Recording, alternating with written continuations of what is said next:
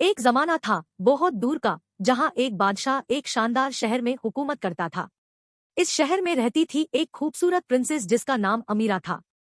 अमीरा अपने हुस्न और जमाल के लिए मशहूर थी और उसकी अदाएं महफिल में रंग भर देती थी।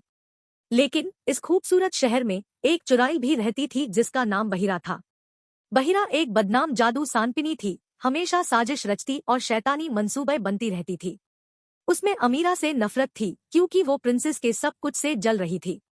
एक दिन बहिरा ने फैसला किया कि वो अमीरा पर काला जादू करेगी।